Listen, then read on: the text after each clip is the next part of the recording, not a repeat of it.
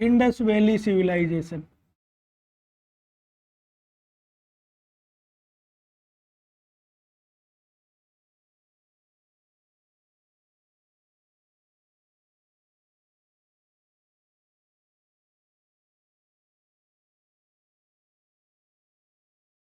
इसकी साइट्स में से 7 ऐसी हैं जो वेल डेवलप्ड सिटी की तरह थी, पूर्ण विकसित शहर।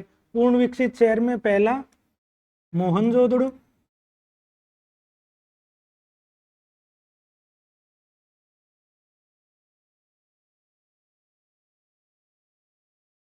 इसका शाब्दिक अर्थ है मृतकों का टीला।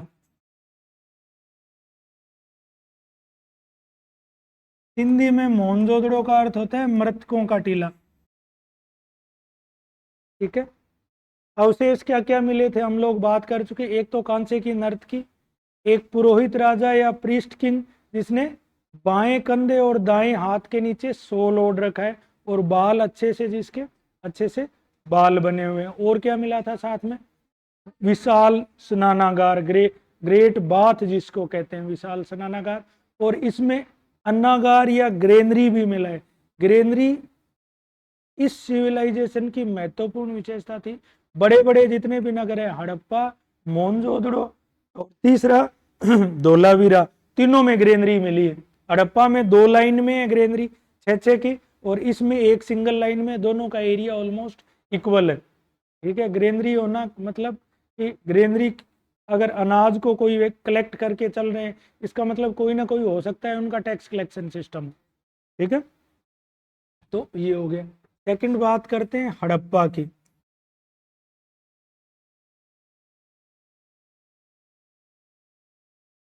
हड़प्पा है पंजाब, पाकिस्तान में।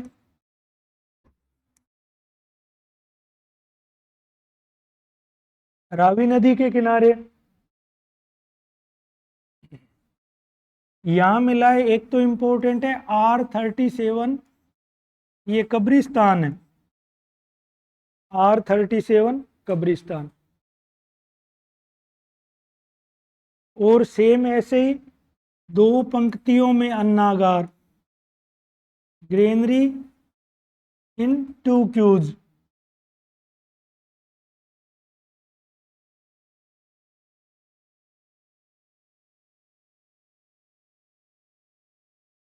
यहाँ एक धोती पहने हुए व्यक्ति की मूर्ति भी मिली है।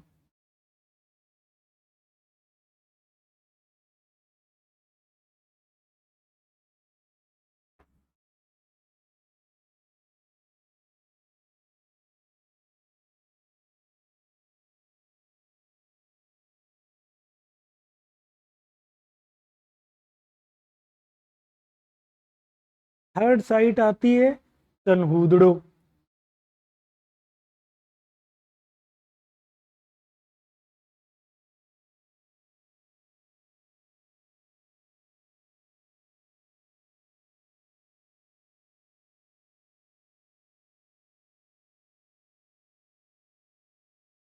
थर्ड साइट आएगी चनहुदड़ो। चनहुदड़ो सेम ऐसे ही सिंध में थी। मोहनजोदड़ो के नीचे है चनहुदड़ो। जैसे अपन पढ़ रहे थे ना, हड़प्पा तो पाकिस्तान वाले पंजाब में हो गया, रावी नदी के किनारे। उससे नीचे मोहनजोदड़ो, लगभग हड़प्पा मोहनजोदड़ो का 483 किलोमीटर का डिफरेंस है। इससे ऑलमोस्ट 125 किलोमीटर नीचे ये चनहुदड़ो है। ठीक है। चनहुदड़ो सिंध पाकिस्तान।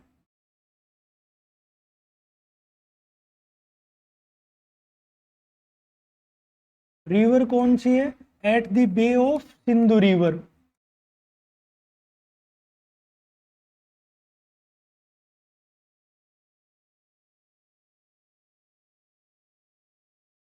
ठीक है। ये ना एक तरीके से इंडस्ट्रियल सिटी थी। या मनके या बीड्स बनाने का कारखाना मिला है। एक फीमेल लिपस्टिक जैसी कोई चीज के भी अवशेष मिले हैं। तो औद्योगिक शहर, इंडस्ट्रियल सिटी,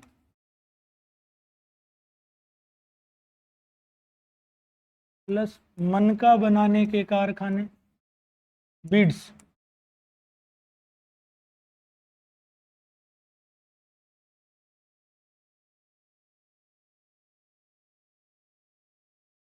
और लिपस्टिक जैसी वस्तु के अवशेष।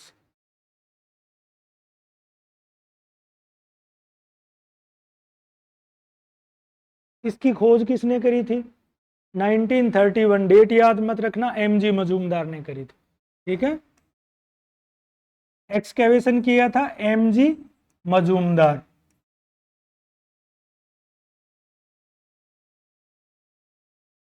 ठीक है,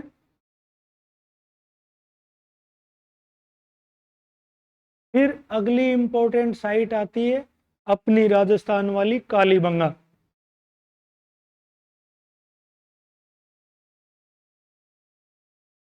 तीन हो गए, तो थी कालीबंगा।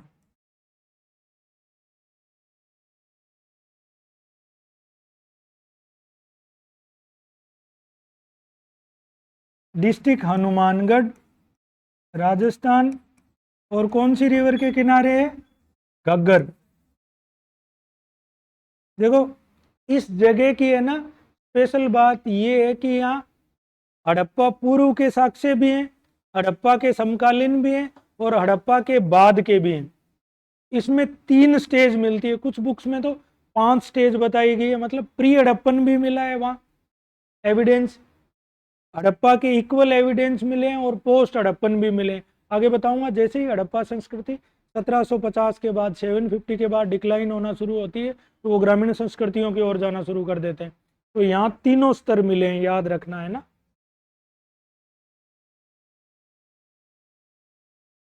घग्गर, सरस्वती और चौतांग, और पाकिस्तान में इसको आकरा कह देते हैं, एक ही बात।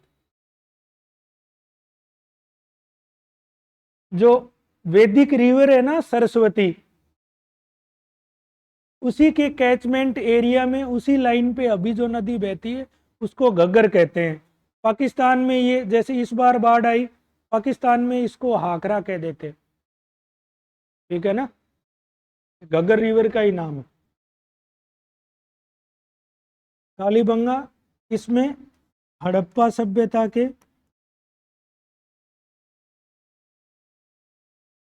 ये तीनों स्तर मिले हैं। प्राक हड़प्पा, प्राक का मतलब प्रोटो, प्री हड़प्पा, प्राक हड़प्पा, हड़प्पा कालीन और हड़प्पोत्तर, हड़प्पा उत्तर, pre Harappan, contemporary to Harappan and post Harappan evidence. और सबसे इंपॉर्टेंट एविडेंस क्या मिला है यहाँ? प्लोग सोर, जुते हुए खेत के अवशेष मिले हैं। बात बहुत इंपॉर्टेंट है ना, जुते हुए खेत के अवशेष।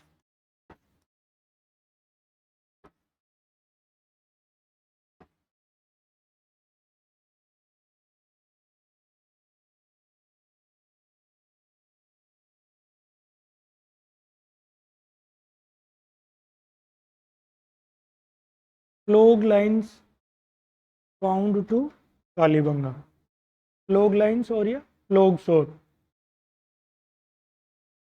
ठीक है, और मिट्टी की बनी हुई बैलगाड़ी भी मिली है, खूब सारी चीजें, वो ज्यादा इंपॉर्टेंट नहीं, ये ध्यान रखोगे।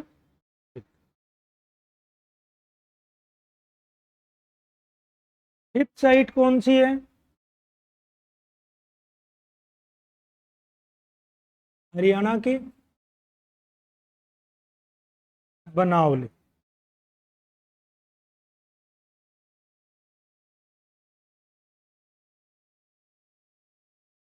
बनावली है हिसार हरियाणा में।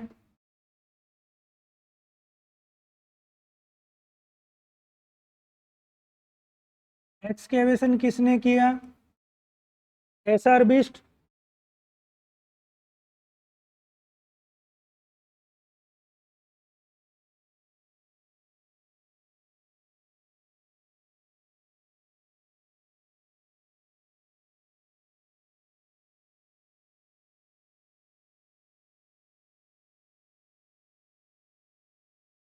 यहाँ एक साइट और है राखी गढ़ी, जहां सूरज बान ने किया था। राखी गढ़ी भी इंपॉर्टेंट साइट है, लिखना चाहो तो अलग से लिख लेना, बट राखी गढ़ी नगर की अवस्था में नहीं है राखी गढ़ी। हम्म। राखी गढ़ी सूरजबान ने, बनावली RS बिष्ट ने। राखी गढ़ी सूरजबान। एक नई साइट और है हरियाणा में, कुनाल, बट ये अर्बन नहीं है ना, विलेज के लेवल पे ही थी। कुनाल में 3 चांदी के मुकुट मिले हैं। कुनाल ये भी हरियाणा में ही है, हिसार हरियाणा। यहाँ चांदी के 3 मुकुट मिले हैं।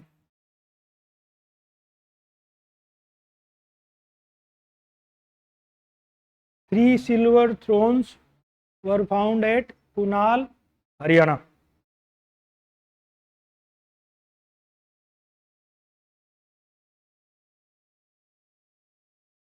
ठीक है, नेक्स्ट अपन बढ़ते हैं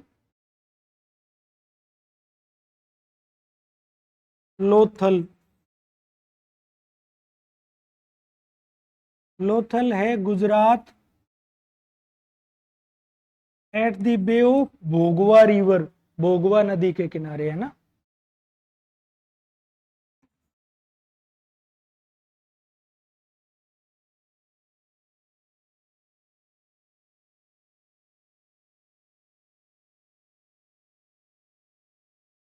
लोथल की इंपॉर्टेंस किस बात में है? डॉक यार्ड मिला है यहाँ, है ना। डॉक यार्ड या गोदीबड़। देखो उनका जो ट्रेड होता था ना, इधर देखो, ट्रेड के लिए 2 इंपॉर्टेंट नगर थे। एक तो जो बलूचिस्तान के तट पे जो था, तुतका गेंडोर जिसको बोलते हैं, जो पाकिस्तान का नीचे वाला एरिया है ना, राजस्थान से जिसकी बॉर्डर लगती है, आगे जाके ईरान से टच हो जाता है, वहां से करते थे।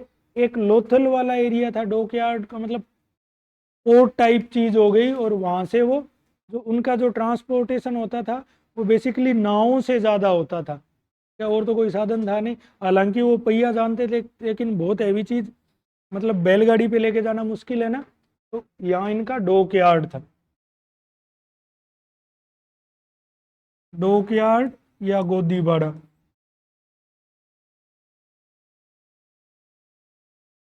यहाँ एक्सकेवेशन किया था रंगनाथ राव ने, उत्खनन करता रंगनाथ राव।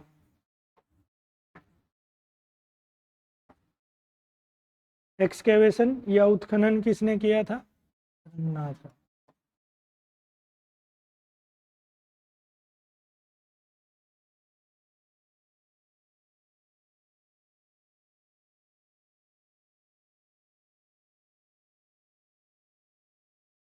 7th साइट है धौलावीर।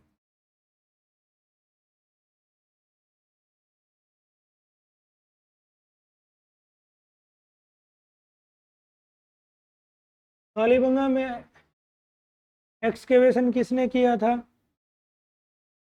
हम्म। अमलानंद घोष, और खोज करी थी बीबी लाल, बीबी थापर और अमलानंद घोष। कालीबंगा वाले में लिख लेना। इनिशियल जो एक्सकेवेशन और उस जगह की खोज करी थी, बीबी लाल और बीबी थापर ने, और एक्सकेवेशन शुरू किया अमलानंद घोष ने। 3 व्यक्ति, अमलानंद अमलानंद घोष, बीबी लाल, BK थापर। बीबी लाल और BK थापर।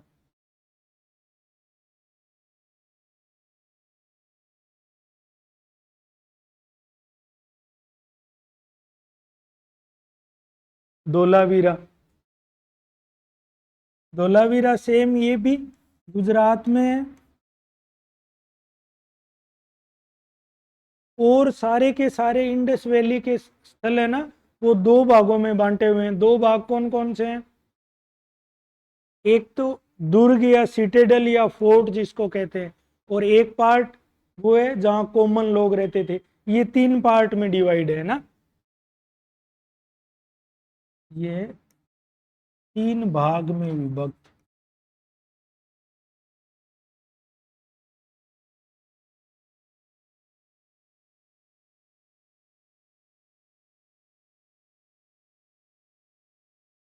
तीन भाग में विभक्त शहर है ये।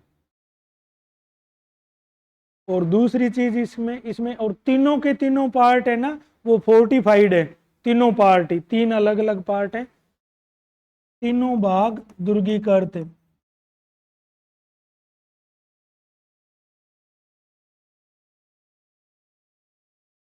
All three parts of the city are fortified। एक यहाँ बहुत बड़ा खेल का मैदान मिला है ना। अब ये तो सारे अजम्पशंस या अनुमान है कि वो खेल का मैदान रहा होगा, ठीक है।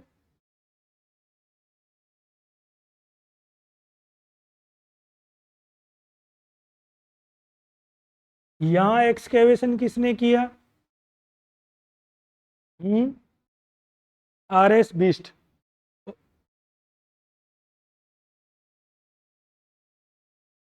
इन्होंने किया था 1991 में, 99 में दोबारा किया था। इससे पहले बीबी लाल ने भी किया है यहाँ, जो कालीबंगा वाले हैं ना, बीबी लाल और RS बिस्ट, ठीक है।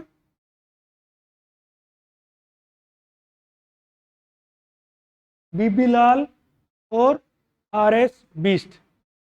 एक्सकेवेशन लगातार चलता है अलग अलग टाइम।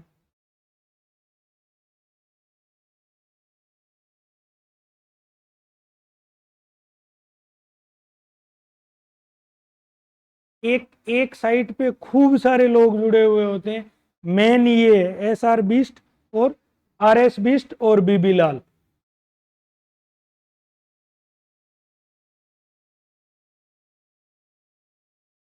एक साइट का एक्सकेवेशन लगातार चल रहा है इन साइट्स का। अब बात करते हैं इनकी सोशल लाइफ कैसी थी, रिलीजियस लाइफ कैसी थी, साइंस एंड टेक्नोलॉजी इनकी कैसी थी, और इनके शहर कैसे थे, ठीक है। तीन कीवर्ड्स मैंने आपको बताए थे, तीन कीवर्ड्स ध्यान रखना है। क्या क्या थे? फर्स्ट क्या था? नगरीय यानी कि अर्बन कल्चर थी, और दूसरी ब्रोंज एज, और तीसरी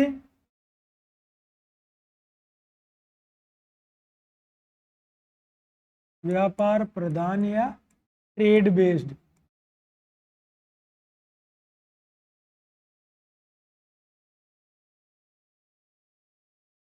ब्रोंज एज।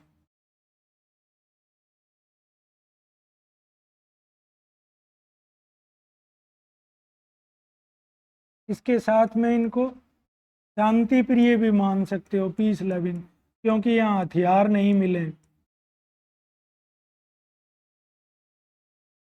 बहुत कम साइट्स ऐसी है जहाँ एरो हेड, स्पेयर हेड जैसी चीजें मिली हो, हथियार मिले ही नहीं। अब कोई भी टाउन होगा तो टाउन की क्या विशेषताएं होंगी?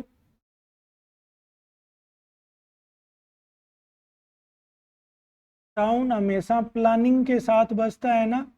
तो नगर की जो योजना होती थी, आज तो हमने जब एक्सकेवेशन किया अपने को टीले जैसी जगह मिली, क्योंकि जो जगह बनी हुई थी वो दब गई। इनके शहर जो होते थे उसके दो पार्ट होते थे। दो पार्ट में क्या होता था? एक तो वेस्टर्न टीला या माउंड होता था, जो छोटा था और थोड़ा सा ऊंचा था, और जो ईस्टर्न पार्ट होता था वो थोड़ा सा नीचा होता था और बड़ा होता था। और ये वाला, ये तो हो गया पश्चिमी टीला, ये हो गया पूर्वी टीला। इसको पश्चिमी शहर और पूर्वी शहर भी बोल सकते हैं ना, वेस्टर्न सिटी और ईस्टर्न सिटी बोल सकते हैं ना। हर एक शहर इस तरीके से बसा हुआ था, और ये वाला पार्ट हमेशा फोर्टिफाइड होता था, ठीक है। जो ये वेस्टर्न सिटी होती थी, या जो पश्चिमी वाला भाग होता था, ये फोर्टिफाइड या दुर्गीकृत मिला है, ठीक है। और यहाँ ये जो फोर्टिफाइड वेस्टर्न पार्ट है, इनकी जितनी बड़ी पब्लिक बिल्डिंग्स हैं, पब्लिक बिल्डिंग्स चाहे ग्रेट बाथ हो, चाहे ग्रेनरी हो, वो सारी की सारी कहाँ सिचुएटेड थी? इस पश्चिमी टीले में। समझ रहे हो ना इस बात को? तो सभी सार्वजनिक इमारतें इसी भाग में स्थित,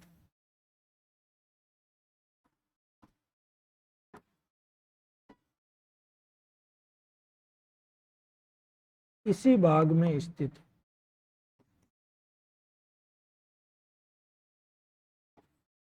अब सार्वजनिक इमारतों में क्या क्या आ जाएगा पब्लिक बिल्डिंग्स में?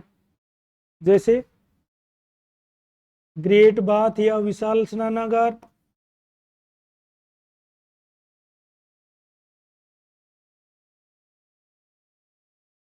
ग्रेनरी या अन्नागार,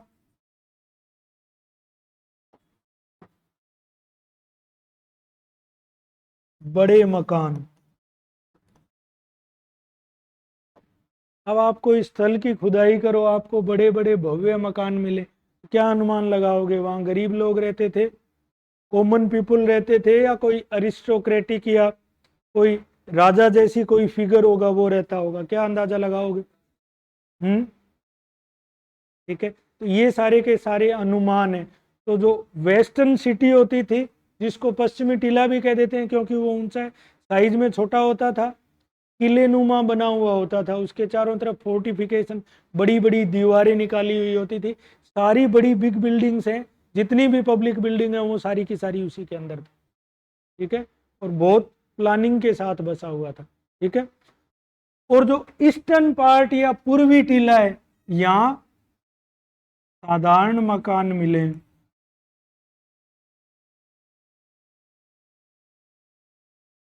अब साधारण मकान मिले प्लस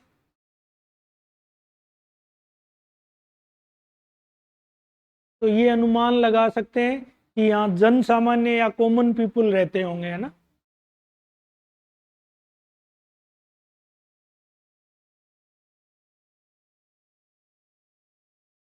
ये इतनी बात तो हो गई कि आज अपने को कैसे मिले हैं ये जगह, आज अपने को कैसी मिली है। अब कोई भी टाउन होगा, उसकी पहली विशेषता क्या होगी? टाउन हम क्यों कह रहे हैं? क्योंकि प्रॉपर तरीके से प्लानिंग के साथ बसा हुआ था, है ना? तो अगली विशेषता है दोनों पार्टी प्लानिंग के साथ बसे हुए थे। ठीक है, अगली विशेषता है इनकी सिटी की टाउन प्लानिंग या नगर नियोजन।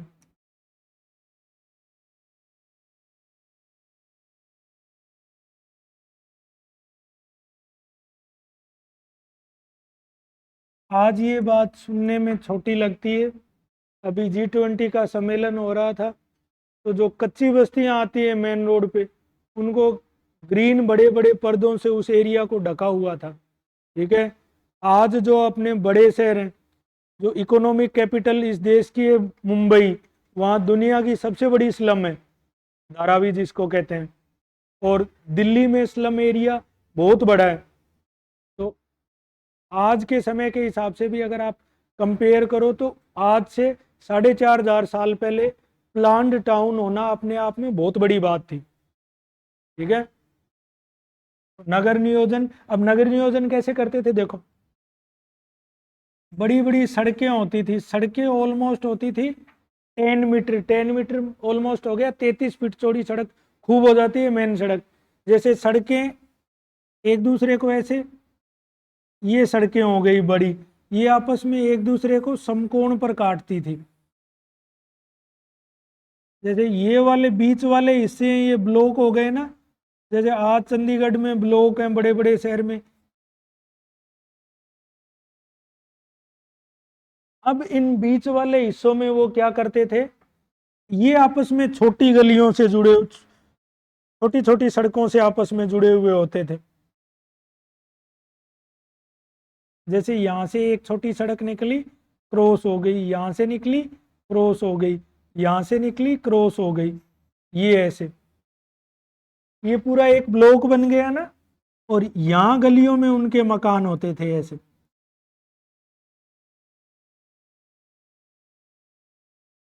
इसी को ग्रिड सिस्टम बोलते हैं। ठीक है, तो शहर जो बसा हुआ था, वो एक तो पहली विशेषता क्या होगी, टाउन प्लानिंग की फर्स्ट विशेषता ये हुई सड़कें समकोण पर काटती थी एक दूसरे को।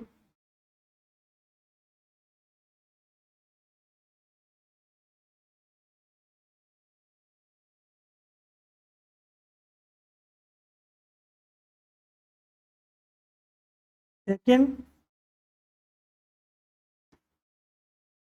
Grid system.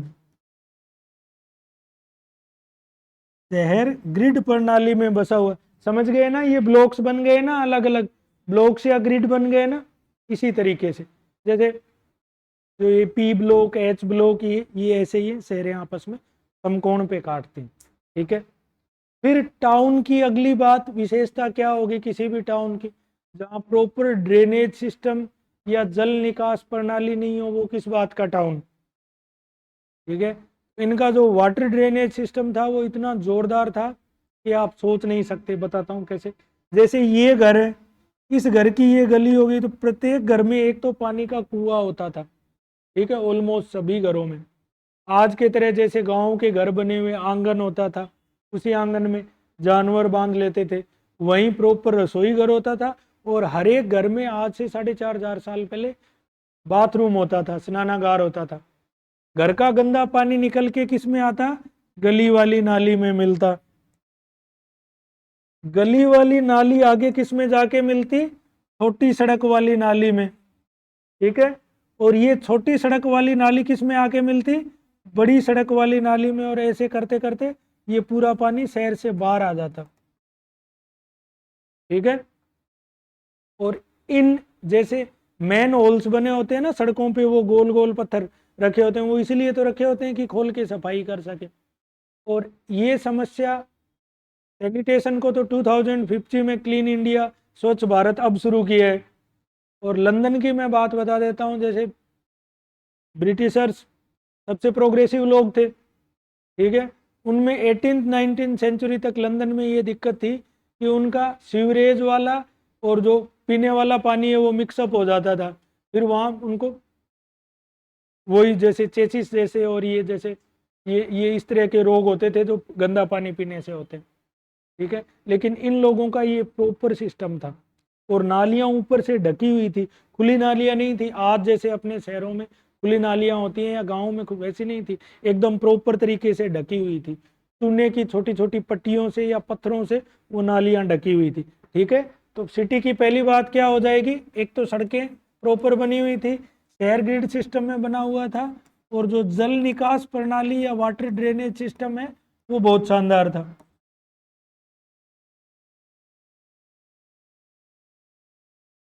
Water drainage system,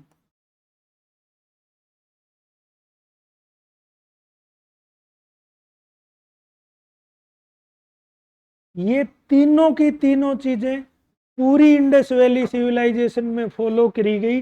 specially ये जो 7 बड़े टाउन मैंने बताए हैं ना, ये एकदम एक जैसे थे सारे। बहुत बड़ी बात है ना। हड़प्पा से मोहनजोदड़ो 500 किलोमीटर दूर था, बावजूद इसके दोनों एकदम एक जैसे हैं। इसका मतलब क्या हुआ, कोई ना कोई था जो उनको रेगुलेट कर रहा था, कंट्रोल करने के लिए। तो ही तो है। नहीं तो शहर में जिसका जैसे मन करता है वैसे बस जाता है, गांव में नहीं। कोई गोचर भूमि में जाके मकान बनाएगा। शहर में देख लो, आज हर एक शहर में अपने यहाँ कच्ची बस्तियां, हर एक शहर में। आगे जाओगे निकलने का रास्ता नहीं मिलेगा। ठीक है ना। और इसमें साथ में जोड़ सकते हो सैनिटेशन या स्वच्छता का ध्यान रखते थे, है ना। सैनिटेशन या स्वच्छता का ध्यान।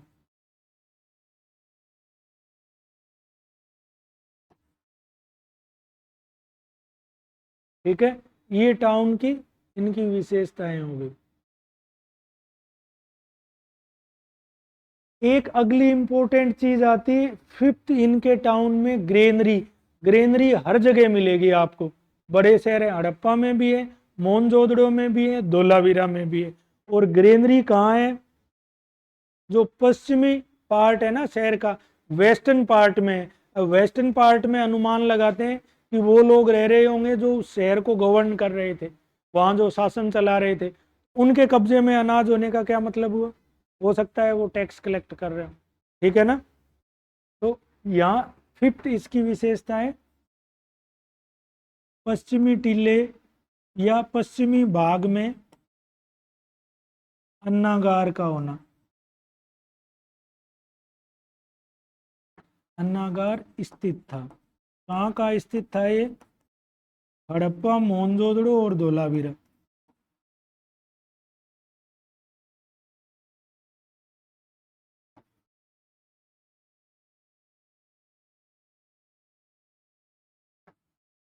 ठीक है,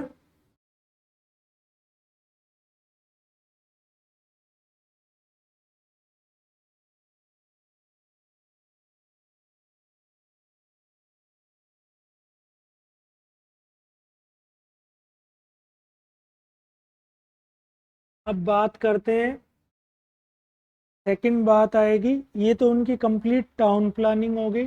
टाउन कैसे थे? टोटल साइट तो 1500 है, 1500, लेकिन 7 जो हैं ये बड़े शहर के जैसे हैं।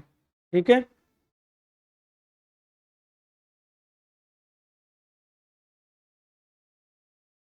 अब बात करते हैं ट्रेड की, ट्रेड या व्यापार की। ट्रेड बेस्ड या व्यापार प्रधान कैसे थी?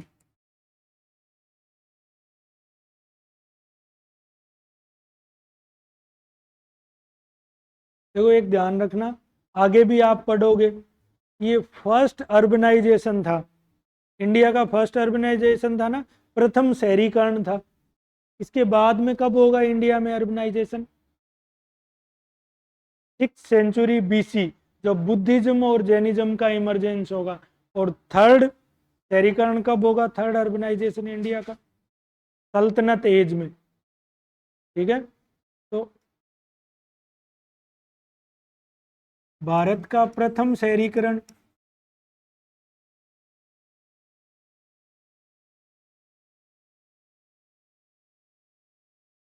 फर्स्ट अर्बनाइजेशन ऑफ इंडिया, पहली बार बड़े बड़े शहर इस देश में इसी टाइम बने थे ना। और ये ध्यान रखना, जो जो रूरल कल्चर होगी कोई भी, जैसे वैदिक कल्चर पढ़ोगे आप, तो वैदिक कल्चर ऋग्वेदिक और पोस्ट वैदिक दोनों की दोनों ग्रामीण संस्कृति थी, और उनका सारा का सारा जोर ऋग्वेदिक आर्यों का तो पशुपालन पे, पेस्टोरल थे प्योर, और उनके बाद वाले कृषक समुदाय होंगे। लेकिन जो शहरी सभ्यता होगी वहाँ हमेशा व्यापार वाणिज्य होगा। ठीक है, बट ऐसा नहीं था व्यापार करते थे तो कि खेती करें ही नहीं, खेती नहीं करेंगे तो खाएंगे क्या, पर सरप्लस प्रोडक्शन नहीं कर पाते थे, इतना ही जितना उनकी डेली नीड्स को पूरा कर सके। प्रथम शहरीकरण, जहाँ शहरीकरण होगा वो सभ्यता, इसलिए व्यापारिक संस्कृति।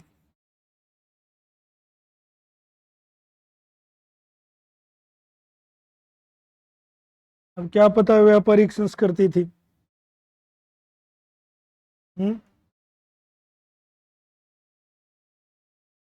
इसकी कंटेम्परेरी कल्चर कौन सी थी? इसकी कंटेम्परेरी सिविलाइजेशन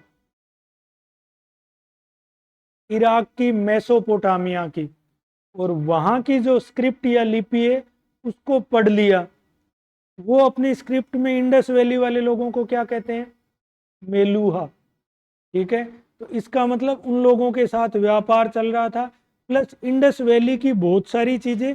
मेसोपोटामिया कहाँ है? इराक, बीच में पाकिस्तान आएगा, फिर ईरान आएगा, ईरान से आगे इराक है, उनके वहाँ सामान मिला है इंडस वैली का। इसका मतलब उन दोनों का आपस में ट्रेड चल रहा था तो ही तो मिला है सामान। ठीक है, तो लिखो, व्यापार किस किस से होता था? समकालीन इराक की,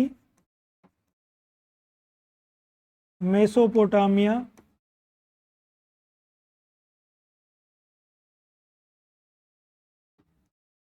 सभ्यता के साथ।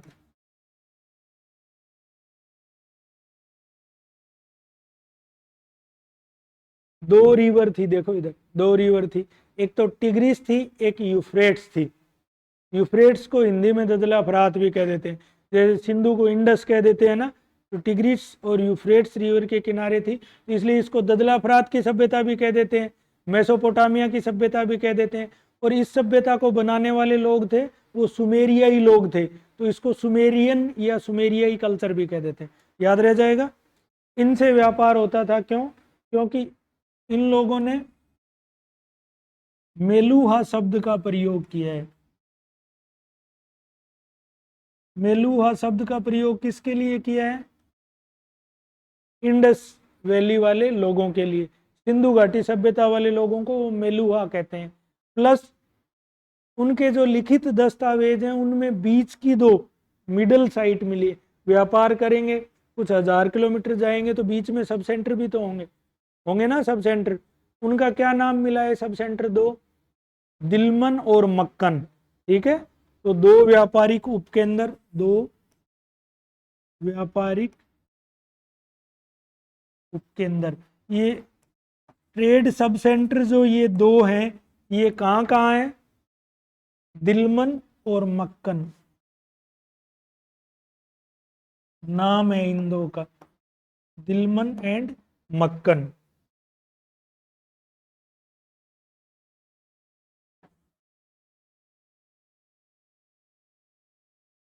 मैप से समझो, देखो ये अपना राजस्थान हो गया, ये गुजरात हो गया,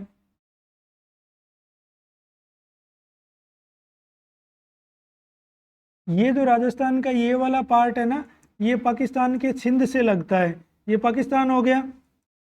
इधर आगे ईरान हो गया, पाकिस्तान का भी ये सिंध पार्ट है, ठीक है, ईरान हो गया। और यहाँ आगे है इराक। ये वाला जो जो कोस्टल एरिया है ना, इसको बलूचिस्तान तट बोलते हैं।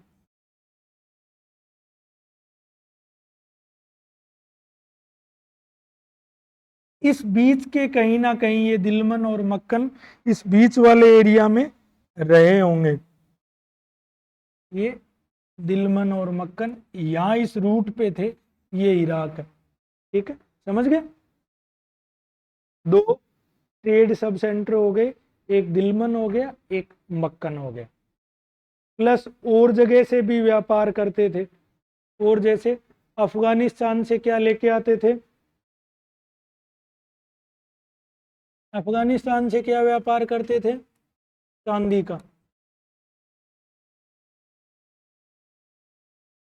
चांदी या सिल्वर लेके आते थे। दक्षिण भारत से सोना, दक्षिण भारत में गोलाकुंडा की खानों से ही मिलता है सोना, इंडिया में एक दो साइट है। दक्षिण भारत से सोना या गोल्ड। राजस्थान का है गणेश्वर, कैलकोलिथिक साइट है ना गणेश्वर, सबसे पुरानी है, सबसे पुरानी है गणेश्वर के चालकोलिथिक में या ताम्र पाषाणिक संस्कृतियों में। यहाँ से का क्या लेके आते थे? तांबा।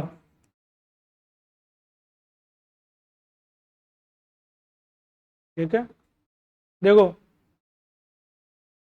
इनके यहाँ कांसे की भी बैलगाड़ी मिली है। ठीक है, बुलेट चैरियट बोल देते हैं ना जिसको।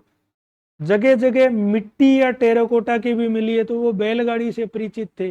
तो जो इनलैंड या अंतर्देशीय व्यापार है वो तो करते थे ये बैलगाड़ियों से, और ज़्यादा दूर वाला नावों से करते थे।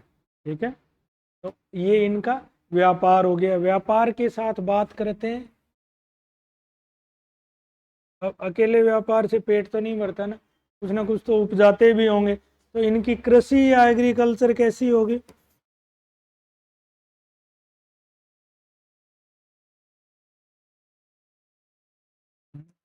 सोना चांदी तांबा खा तो नहीं सकते ना। ये लोग क्या करते थे, जैसे सारे का सारा एरिया तो रिवर वैली में नदी घाटियों में ही रहते थे, तो जैसे ही बरसात के बाद बाढ़ उतर जाती थी, कब उतरती है? लगभग नवंबर के महीने में। तो नवंबर के महीने में बाढ़ उतरे हुए मैदानों में क्या करते थे? गेहूं और जो बीज देते उसको अप्रैल में काट लेते। ठीक है ना, तो खेती कैसे करते थे? रिवर वैली में रहते थे ये, नदी घाटियों में रहते थे, नदी घाटी नवंबर में क्या करते, जब बाढ़ उतर जाती, पानी का लेवल थोड़ा कम हो जाता, तो ये क्या करते, गेहूं और जौ बीज देते वहां बाढ़ वाले मैदानों में। और आपको पता है नदी के किनारे की मिट्टी बहुत उपजाऊ होती, ठीक है। गेहूं, जौ, वीट, बार्ले, मटर, मटर को पी बोलेंगे ना, पी, गेहूं, जौ, मटर आदि फसलें लेते थे ये, है ना।